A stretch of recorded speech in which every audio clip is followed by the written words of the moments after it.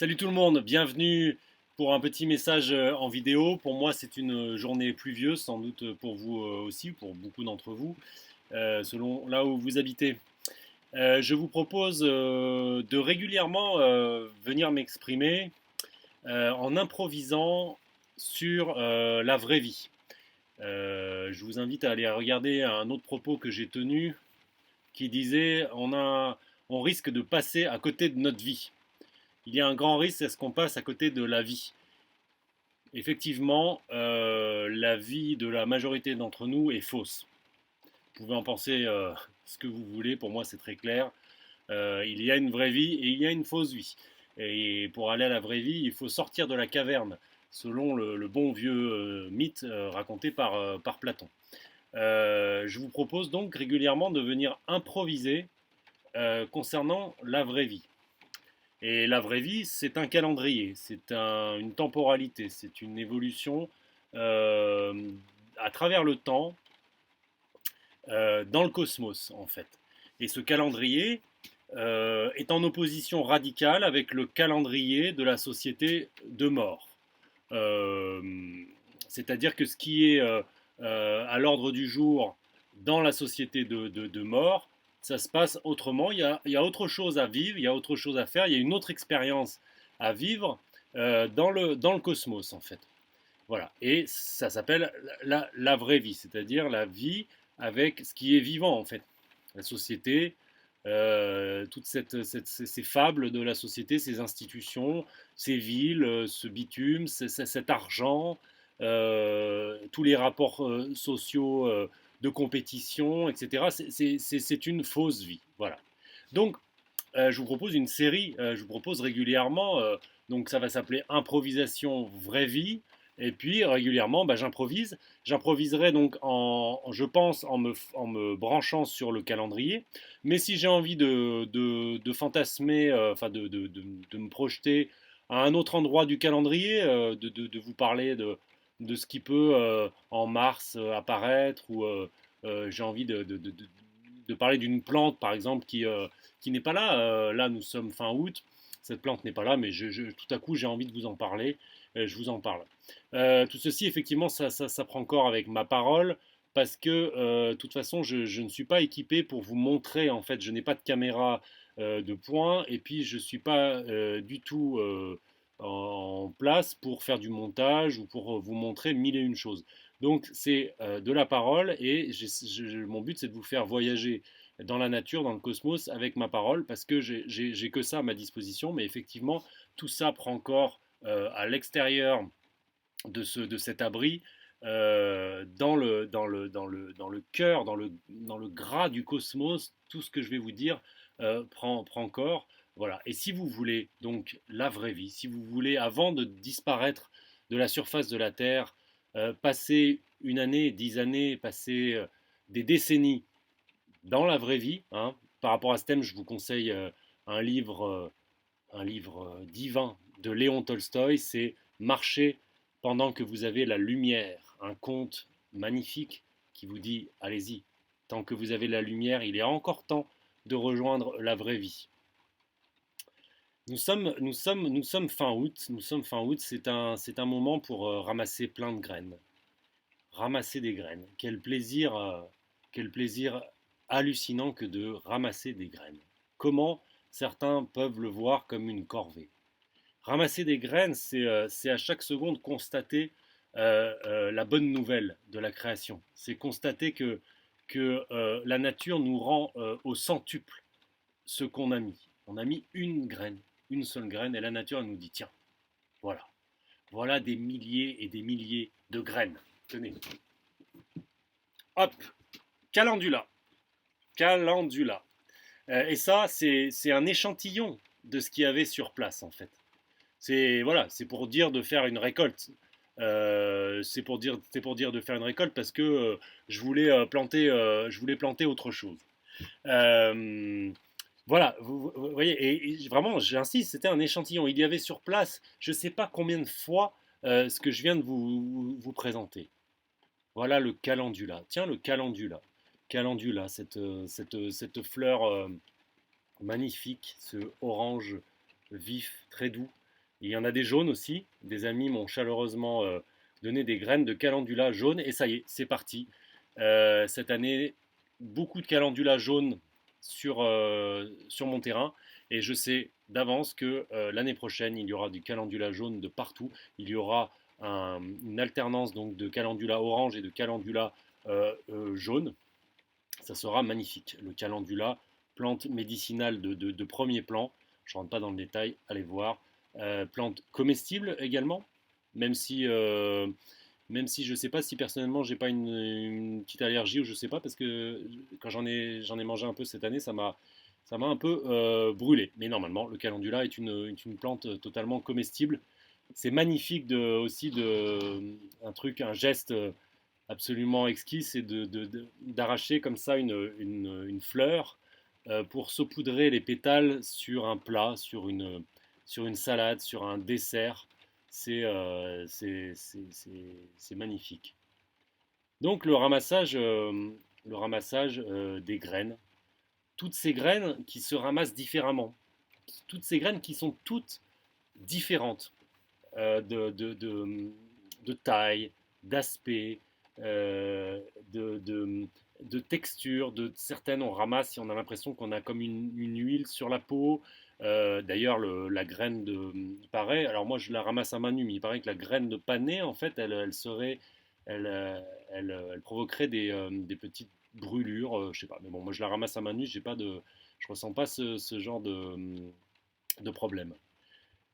La graine de panais, la graine de panais, le panais, ce légume magnifique, ce légume incroyable. La graine de panais, il faut savoir c'est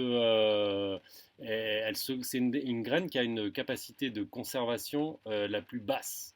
Vous devez récupérer la graine de panais en juillet-août, par exemple, et planter ensuite la graine au début de la saison suivante, pendant la saison suivante, au moment où on met la graine de panais. Et voilà, vous pouvez pas, ça ne sera pas pour dans 2 ans en fait. Vous devez à chaque fois faire le cycle comme ça. La graine de panais se détériore son pouvoir de germination très, très rapidement. Nous sommes donc fin août. Et fin août, qu'est-ce qui se passe quand on marche dans la nature? Vient toujours ce moment où on tombe sur une colchique. Je crois que c'était pour moi vers le 26 août. Je marchais dans la nature et hop, une colchique. Connaissez-vous la chanson? Évidemment, vous la connaissez, cette chanson. C'est la fin de l'été. Et oui, donc c'est absolument agréable en fait, la douce mélancolie qui vient à la vue de la colchique. On a la chanson, on sait que c'est la fin de l'été, et bien voilà, on voit cette colchique et un récit. Et encore une fois, c'est un récit qui n'est pas celui de la société de mort, c'est le récit de la vraie vie.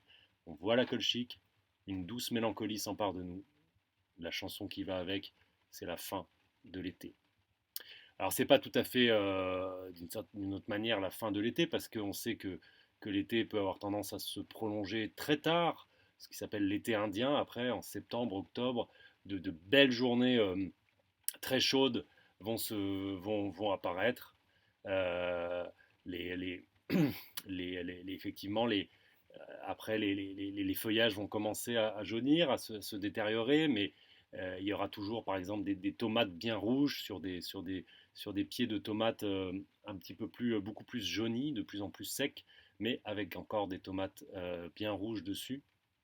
On sait qu'on va donc aller vers ça. Les jours qui commencent à diminuer.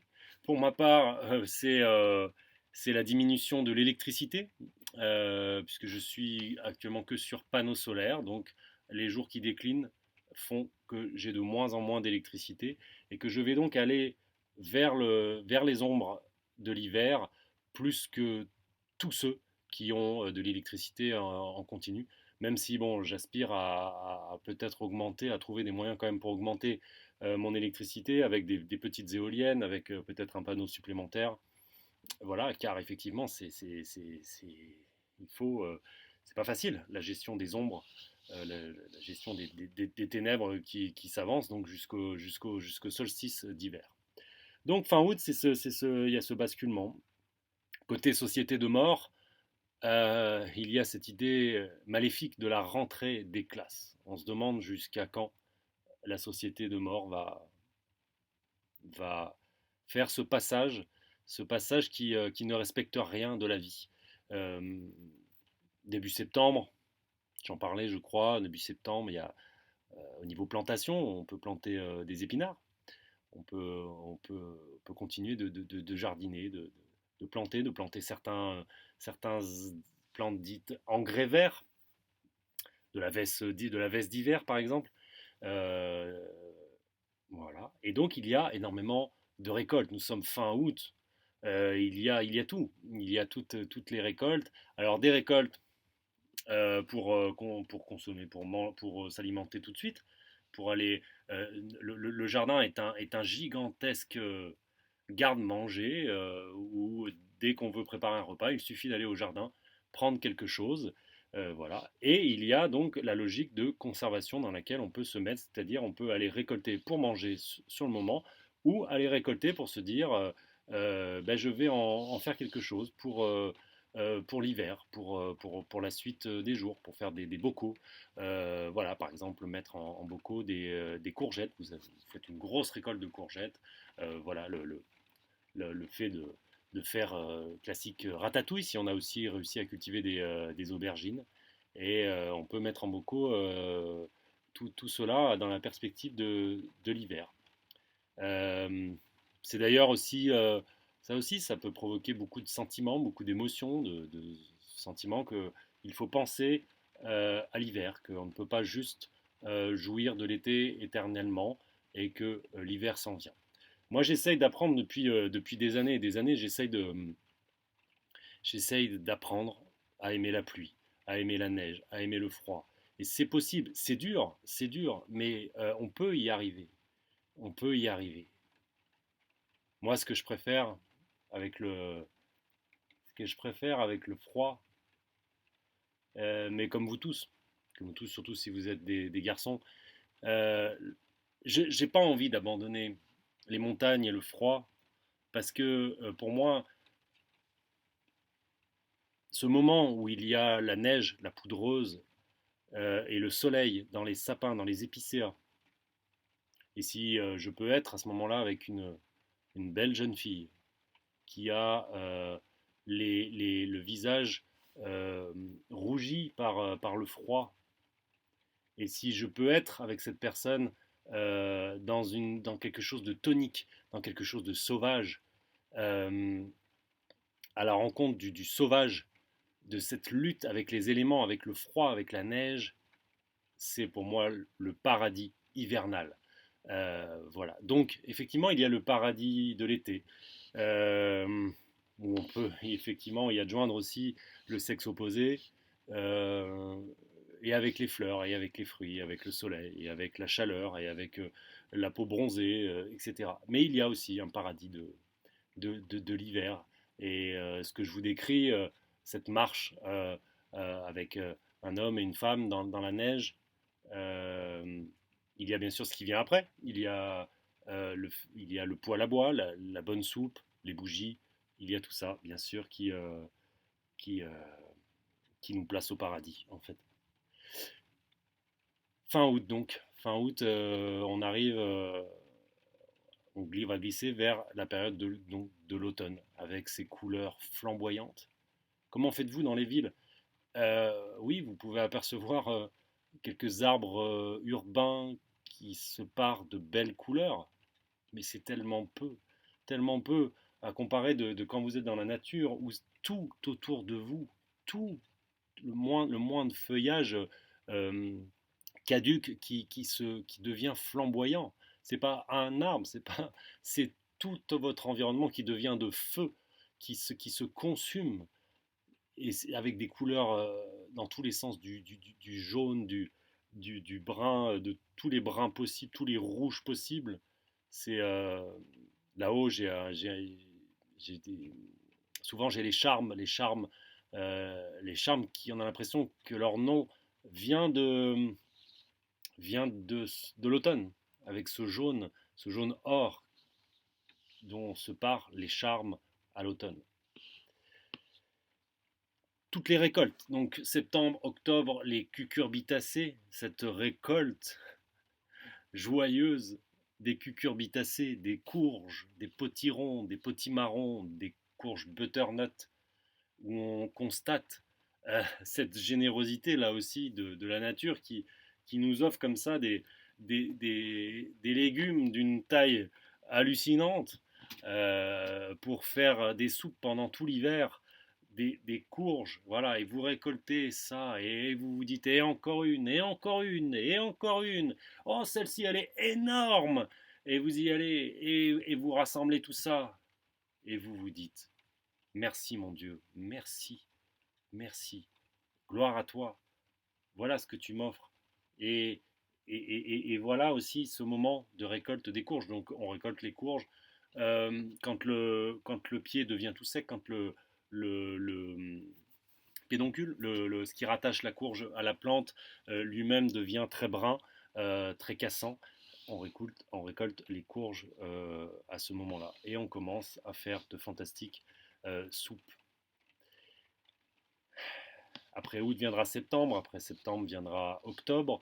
Euh, Octobre, Francis Cabrel, il y a une belle chanson de lui, Octobre, avec donc le vent qui viendra, la pluie, tout qui va se transformer. Et puis donc on va aller, je vais vous parler une minute des châtaignes. Octobre, je pense que c'est là, octobre, novembre, bien sûr, c'est les châtaignes qui sont là.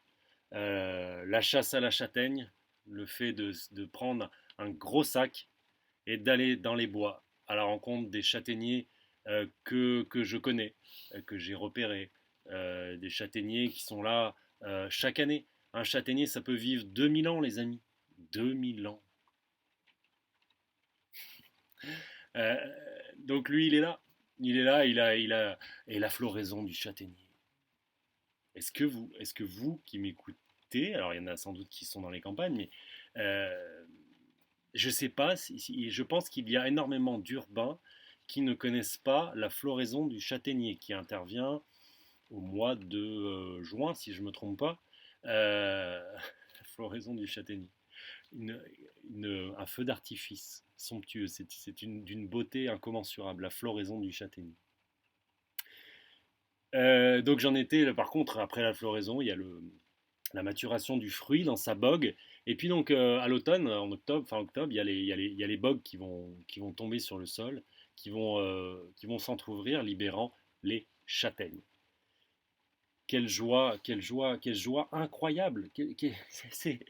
C'est, vous allez à chercher la châtaigne qui est un, un, un fruit de base, qui est un fruit d'une qualité incomparable, gorgé de glucides, gorgé de plein de choses dont vous avez besoin, et qui a été longtemps dans de nombreux endroits un aliment de base de la vie, parce qu'avec la châtaigne, on peut la manger comme ça directement, et après il y a plein de procédés de conservation, plein de façons de faire voilà, de la farine, et puis ensuite de l'intégrer à tout un tas de préparations.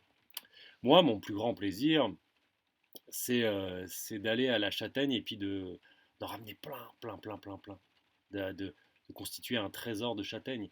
Et évidemment, à cette période, bah, immédiatement, avec une poêle, de les faire griller, de les faire cuire et pour les manger comme ça. J'ai entendu des gens dire, j'aime pas trop manger des châtaignes. C'est, c'est comme je vais parler du kaki après, comme on entend aussi des gens dire j'aime pas le kaki. Beaucoup de gens disent j'aime pas le kaki. C'est bizarre. Des gens qui vont ensuite manger des ananas, qui vont manger des produits qui viennent de l'autre bout de la planète. Et ces produits-là, ils les aiment, mais ils n'aiment pas la châtaigne, ils n'aiment pas le kaki. Bizarre, bizarre. Donc moi, mon plus grand plaisir avec les châtaignes, c'est d'en ramener plein. Et puis de trouver le moyen donc de faire de la crème de châtaigne. Voilà, donc pour ça, il faut très religieusement enlever toute la peau, donc la première peau, et puis la deuxième peau. Pour cela, il faut les éventrer un petit, faire une encoche, et puis il faut par 4-5 poignées, il faut les faire bouillir 3 minutes, 4 minutes. Il faut trouver la bonne, le bon timing pour qu'elle bouillisse juste de quoi enlever la deuxième peau. La deuxième peau qui contient beaucoup de tanin, qui est très amère et qu'il faut retirer. Et pour ça, donc, vous faites bouillir. Il ne faut pas qu'elle cuise trop, mais juste bouillir 3-4 minutes pour pouvoir enlever la deuxième peau.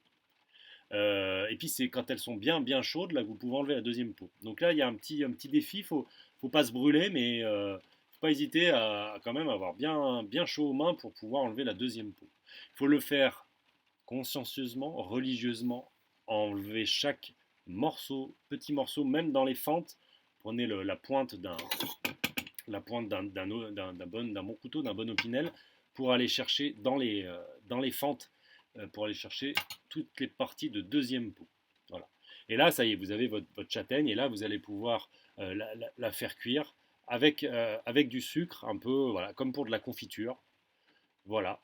Là, il y a une tentation à laquelle je cède, mais on peut peut-être trouver de quoi remplacer. Mais pour l'instant, je cède à cette tentation. Je vous confesse mon péché, c'est d'aller acheter donc dans le commerce un peu de vanille. Voilà. J'étais dur précédemment avec l'ananas qui vient de loin, effectivement, la vanille qui vient souvent donc de Madagascar ou de pays comme ça. Et oui, parce que culturellement, on est habitué à ce que la crème de châtaigne, souvent, on y ajoute de la vanille. Euh, voilà, donc crème de châtaigne, un peu comme de la confiture, avec du sucre, et la vanille. Et vous pouvez mettre ça en bocaux, et vous avez voilà, votre crème de châtaigne que vous avez vous-même réalisée.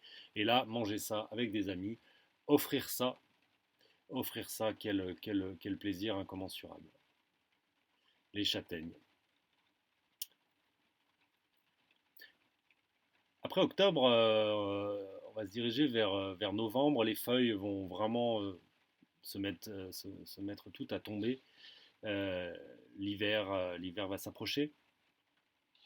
Et là, il y a un fruit qui va apparaître de premier plan, le kaki. Très rapidement, voilà, en novembre, vous allez voir le kaki, donc est un arbre à feuilles caduques, va perdre ses feuilles, mais il va conserver une myriade de gros fruits orange vifs, offrant là un arbre absolument somptueux, c'est-à-dire que cet arbre est nu, mais il est décoré de gros fruits orange vifs. Voilà. Et alors là, c'est le kiff suprême aussi. Le kaki, merci mon Dieu, quoi. Le goût du kaki. Le goût du kaki bien blette, bien mûr. Et là aussi, il y en a qui disent, nombreux sont ceux qui disent qu'ils n'aiment pas. Alors ça, c'est la grande question aussi. Est-ce qu'il y a beaucoup de gens qui disent qu'ils n'aiment pas, qui en fait, ils ont croqué dans des kakis pas blettes, dans des kakis pas à maturité. Et donc, ils se sont affrontés à l'astringence extrême du kaki pas blette. Et ils en ont conclu que. Voilà. Autre hypothèse, quand tu manges un kaki, ça dégouline. C'est quelque chose, c'est animal. C'est voilà, le kaki quand tu manges ça. Et les gens ont tellement développé dans la bourgeoisie hmm, quelque chose une façon de manger vraiment avec plein de manières, que peut-être les gens n'aiment pas le kaki parce qu'ils ont l'impression d'être un peu dégueux quand ils mangent un kaki. Parce que c'est vrai, c'est gluant, et puis c'est une sensation gluante, c'est un truc. Voilà. Heureusement, j'en entends quand même qui disent oh, le kaki, c'est fabuleux. Alors, effectivement, comme il y a beaucoup de gens, semble-t-il, qui n'aiment pas le kaki et qu'on a quand même planté des plaques miniers il y a des décennies, il y a encore des plaques miniers. Donc oui, plaque minier, c'est l'arbre du kaki. C'est le nom de l'arbre à kaki. Il y a des plaques miniers qui demeurent à droite à gauche. d'un nouveau monde, on devrait mettre des plaques miniers de partout. On devrait recouvrir la terre de plaques miniers. Enfin, là où ça pousse, en France, par exemple, dans, dans toutes les zones, dans tous les climats tempérés, comme en Europe, dans l'Amérique du Nord, voilà, partout, tout ça, le kaki, formidable. C'est un arbre qui aime passer des hivers froids. euh, voilà, donc on devrait en mettre de partout. Mais bon, il y en a quelques-uns qui traînent. Et comme peut-être bah, les gens ont perdu l'habitude de manger le kaki ou ils disent ne pas aimer, et ben en fait, je vous livre un petit secret. Euh, Énormément de plaques miniers en novembre-décembre sont délaissés, sont abandonnés. Les kakis ne sont pas ramassés. Donc, moi, sur mon terrain, j'ai planté des plaques miniers. Mais ils sont trop jeunes, ils ne fructifient pas encore. Donc, qu'est-ce que je fais depuis plusieurs années? C'est que je vis quelque chose d'absolument exquis, d'absolument passionnant. Je vais à la chasse au trésor des plaques miniers. Je me déplace dans les villages, dans les villes, dans les villages. Et je vais à la recherche de plaques miniers. J'en repère. Et comment repérer un plaque minier? Je vous en ai parlé. C'est juste magnifique. C'est un arbre tout nu avec des boules orange vives qui clignotent. Voilà. Donc, ah, il y a un plaque minier là-bas. Euh, donc j'en ai repéré plein, j'en connais plein. Je connais plein de ces personnages plaques miniers autour de chez moi et jusqu'à Chambéry. Et voilà. Et je vais demander aux gens. Je me dis, le plaque minier là, Et bien souvent, on me dit non, bah vas-y, prenez-en, nous, on n'aime pas, ou nous, on s'en occupe pas. Voilà, toujours pareil, hein. Des gens qui vont peut-être aller acheter des ananas au supermarché, mais qui ont un plaque minier, ils le délaissent. Voilà. Donc, chasse au trésor de kaki. Et ça fait plusieurs années que je fais une razzia. Je peux ramener des caisses et des caisses et des caisses de kaki. Le kaki, voilà, le kaki, il peut se ramasser donc quand il est blette. Blette, ça veut dire qu'on a l'impression qu'il commence à pourrir, il est mou en fait, il était dur et il devient mou. Quand il est entièrement mou comme ça sur le dessus, c'est là où on peut le manger. Quand c'est le bon moment pour ramasser le bon moment pour ramasser les kakis, c'est le moment où vous avez un arbre qui contient un peu de toutes les maturités, des kakis bien fermes, d'autres un peu blettes, d'autres totalement blettes. D'accord? Et ben vous pouvez, et un autre signe qui va avec, c'est que les oiseaux commencent à les manger aussi. Signe facile, hein. Ils mangent le kaki. Le merle, le merle, ouais, le merle, il mange le kaki. Ah bon, bah c'est peut-être que c'est pas dégueu, c'est peut-être que c'est le moment. Voilà, donc vous voyez aussi ce signe. Les kakis, différentes maturités de kakis, en tout cas ils sont tous orange vif, avec les oiseaux qui commencent à taper dedans. Voilà. Et bien là vous pouvez tout cueillir. Vous pouvez tout cueillir, et puis vous pouvez dans l'idéal voilà, mettre dans un endroit à l'intérieur situé comme dans une cave en fait, entre 4 degrés et 14 degrés.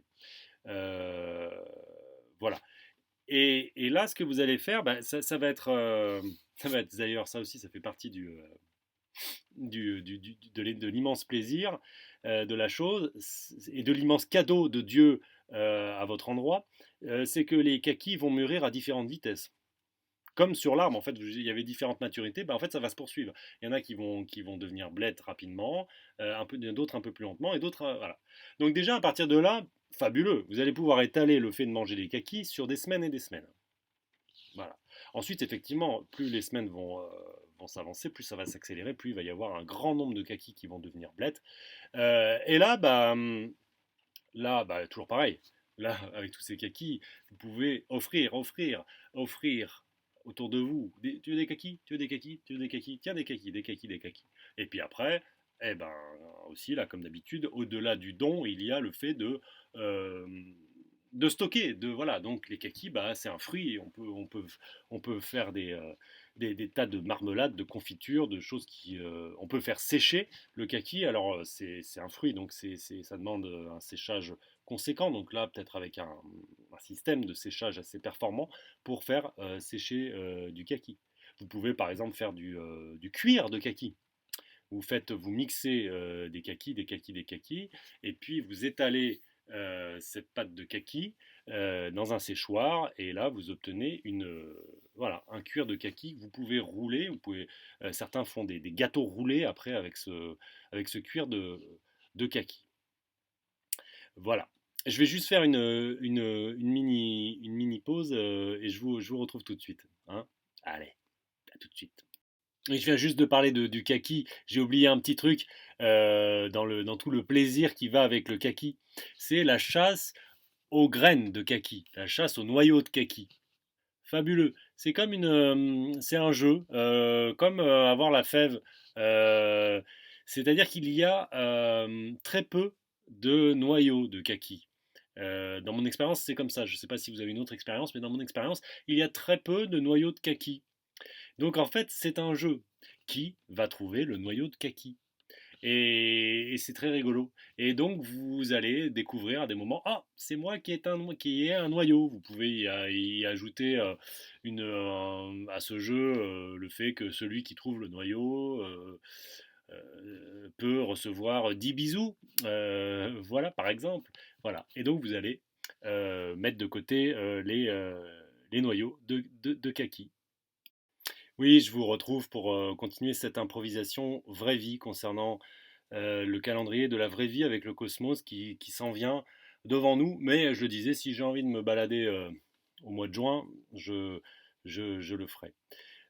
Cette entrée dans l'automne avec l'hiver qu'on sent proche, ça va être aussi la joie de penser à l'hiver par rapport au chauffage, par exemple, par rapport au bois de chauffage, le fait c'est-à-dire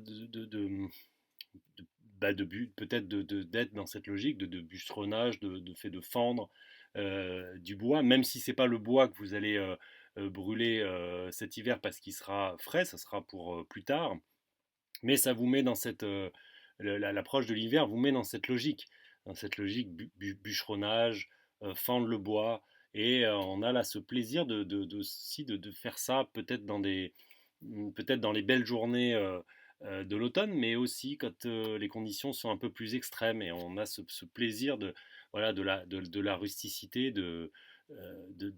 vraiment se sentir homme des bois. En novembre, puisque je suis sur ces périodes-là, il y a le grand plaisir de planter de l'ail. L'ail se plante en novembre, fin octobre, novembre. C'est le moment pour planter de l'ail blanc ou de l'ail violet. Ça va être le parcours, notamment dans nos régions, ou même là, moi je suis à 900 mètres d'altitude, donc dans des conditions comme ça va être le parcours de l'ail va être celui-ci. On va le planter en novembre, il va commencer à germer, il va commencer à affleurer, et ensuite l'hiver va lui passer dessus, et puis dès que le printemps va arriver, ça y est, il va croître, croître, croître. Et puis voilà, jusqu'à ce que son feuillage se mette un petit peu à sécher fin juin, début juillet pour une récolte d'ail. Et c'est un grand plaisir de pouvoir en fait jardiner en novembre où ça y est, on jardine moins, on commence à dire un petit peu adieu à cette vie de jardinier où on va penser à travailler la terre, on va être dehors pour jardiner. Et donc avec l'ail, bah voilà, c'est un petit peu un des derniers gestes. Mais au niveau du jardin, en novembre aussi, c'est donc ce mois parfait pour planter des arbres. Donc là, quel chantier effectivement qui vous maintient toujours dehors, toujours au jardin. C'est le moment pour planter des arbres. Des arbres donc que vous pouvez. Donc c'est le moment aussi pour déplacer des arbres, hein, déplacer tout un tas de choses, déplacer des pieds de ceci, de cela, déplacer des pieds de framboisiers, déplacer des pieds de cassissiers, déplacer donc des arbustes, déplacer des plantes où vous vous dites cette plante, elle n'est pas au bon endroit, d'une certaine manière, vous allez la déplacer. Donc c'est le moment, quand je dis de planter des arbres, planter des arbres, ce qu'on appelle à racines nues, des arbres qui se sont développés en pépinière, et on va les mettre à un endroit. Voilà, c'est le meilleur moment, c'est le moment où l'arbre vraiment va pouvoir commencer à s'enraciner tout l'hiver, et puis dès que le printemps va arriver, il va vraiment s'endurcir. Là, c'est très triste en fait, comment chaque année, en fait, surtout que voilà, cette période au niveau de la société de mort, elle est terrible cette période avec donc c'est initié par la rentrée des classes, et puis après il y a cette descente vers les ténèbres de l'hiver, mais qui correspond au fait de s'enfoncer toujours plus dans les villes, dans le travail urbain, dans cette société de mort. Et en fait, bah, en novembre, la plupart des gens sont vraiment reclus dans les maisons, dans les bureaux, dans le gris des villes. Et donc, bah, ils sont très loin finalement. D'ailleurs, parce que certains du urbain, évidemment, des fois, ils pensent à la nature, ils pensent au jardinage, euh, dans les belles journées printanières, et puis dans les belles journées de juin, de mai, de juin, ils y pensent un peu aux fleurs, aux plantes. Voilà. Mais là, avec l'automne qui est bien avancé, c'est terminé, ils n'y pensent plus. Et pourtant, c'est le moment pour planter des arbres. Et les arbres fruitiers, c'est ce dont nous avons le plus besoin au niveau autonomie alimentaire, pour retrouver l'abondance. Pour retrouver l'abondance. Planter des arbres, c'est très facile. L'entretien aussi, enfin la continuité ensuite, quand vous avez mis des arbres aussi, c'est un des trucs les plus faciles. Donc c'est vraiment dommage que même les gens loin de la nature, c'est dommage qu'ils ne se concentrent pas là-dessus en fait. Moi, c'est ce que j'ai souvent dit aux gens. Je dis, si vous considérez que vous êtes encore beaucoup dans le système et que vous n'arrivez pas vraiment à faire des grands pas jusqu'à la nature, est-ce que vous pourriez au moins trouver le moyen d'obtenir donc des terres agricoles, des terres, et de vous libérer 3 week-ends de novembre chaque année pour planter des arbres? Vous faites ça. Et donc après, vous pouvez reprendre. Bon, je préférerais que vous veniez tous dans la nature, mais après, vous pouvez reprendre donc, votre vie telle que vous la concevez, mais vous avez planté des arbres. Ces arbres qui vont suivre après, qui vont croître tranquillement. Et je vous dis, il n'y a pas grand-chose à faire. Et vous le faites. Et vous savez, la croissance d'un arbre, c'est très lent. Euh, voilà, souvent on le fait pas pour soi, on le fait pour la suite, pour les générations suivantes, etc. Quoi qu'on le fait aussi pour soi, hein. On obtient, voilà, en 4 5 ans, on commence à obtenir des fruits, etc. Donc il faut planter plein d'arbres. Voilà, voilà. Euh, Bah voilà, j'ai dit que c'était une improvisation, et là, j'ai l'impression il n'y a rien qui me vient. Si, tiens, je pense aux framboises tout à coup. Euh, les framboises. On a tellement parlé de seconde vague par rapport à ce soi-disant virus là. La seconde vague. Et moi, je me suis amusé à dire, mais moi, la seconde vague, pour moi, c'est quoi? C'est les framboises. La seconde vague de framboises qui est souvent encore plus flamboyante que la première. La plupart des framboisiers, en fait, ont une première vague de framboises de fructification en juin, et souvent les framboisiers en ont une deuxième en septembre, fin août, septembre. Il y a la deuxième vague de framboisiers. Et pour moi, elle vient de commencer avec des immenses framboises. Le framboise, c'est mon fruit préféré.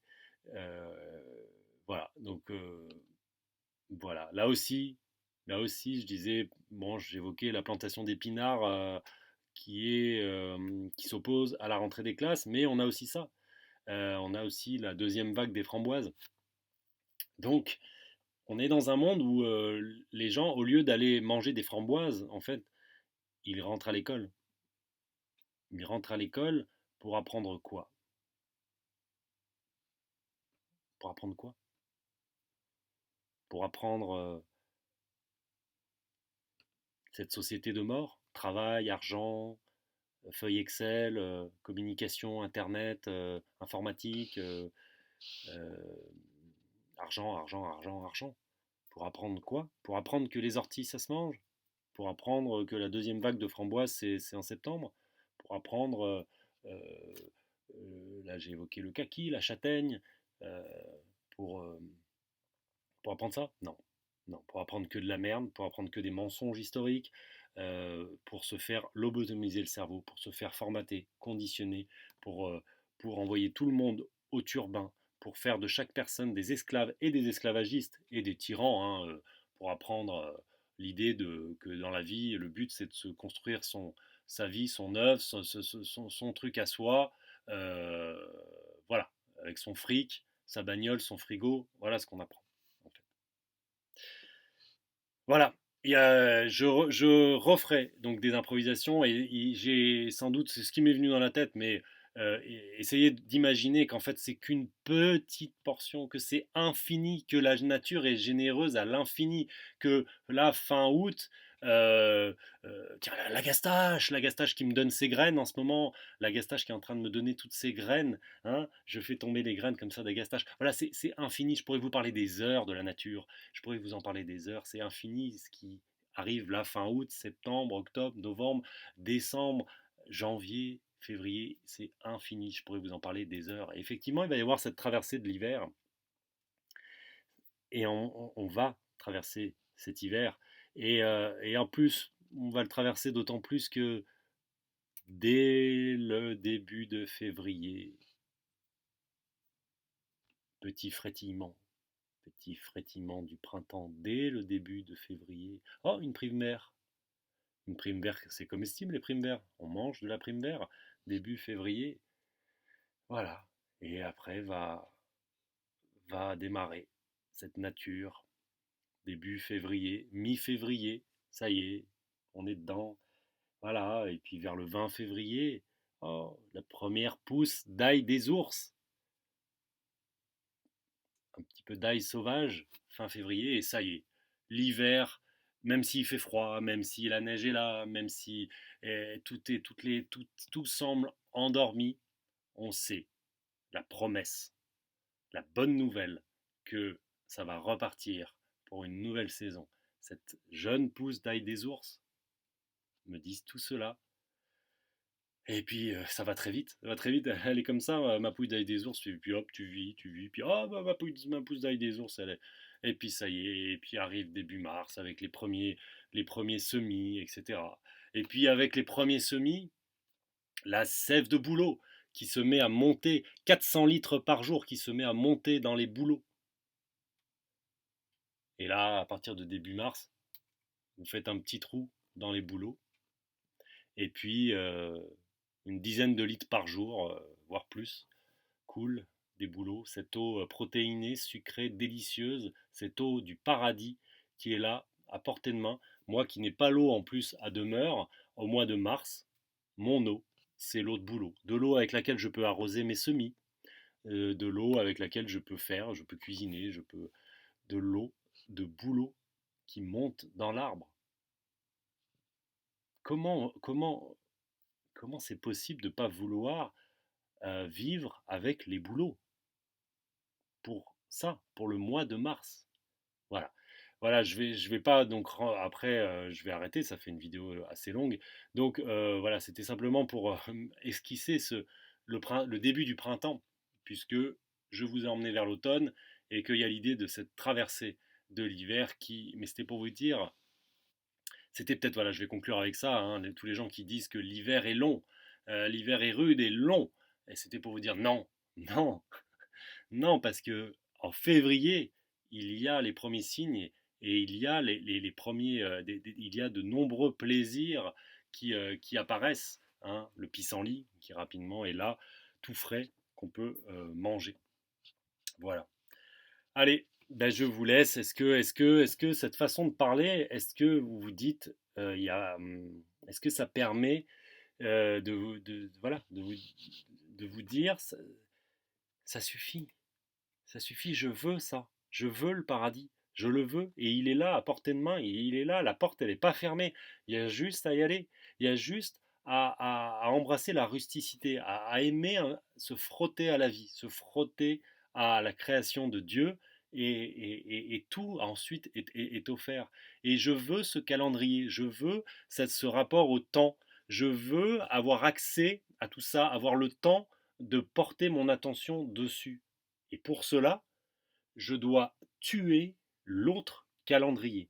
Le calendrier de la société, le calendrier de l'État, le calendrier des médias, le calendrier de la société du spectacle, le calendrier de la société marchande, le calendrier de l'éducation nationale.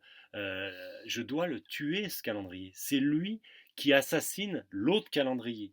Voilà, je dois passer de l'un à l'autre dans tout ce processus de changement, de transformation. C'est une des grilles de lecture principales qui est de changer de calendrier. Ok, on est le 30 août.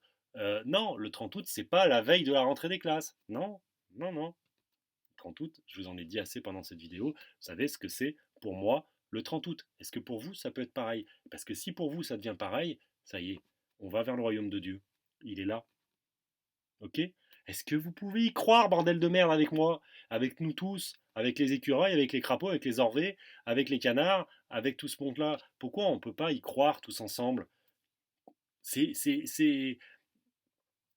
En fait, c'est absurde de ne pas avoir la foi, en fait. C'est absurde de ne pas avoir la foi, puisque c'est la chose, puisque vraiment, puis je termine, vraiment, le calendrier de mort, le calendrier de cette société de mort, c'est lui il essaye de s'imposer alors qu'il est infiniment moins fort en fait. On a l'impression qu'il est très très fort parce que voilà, il a emprisonné le cerveau de milliards d'humains et puis il sait exciter en nous les parties les plus basses, les parties les plus faibles, les parties les plus vicieuses.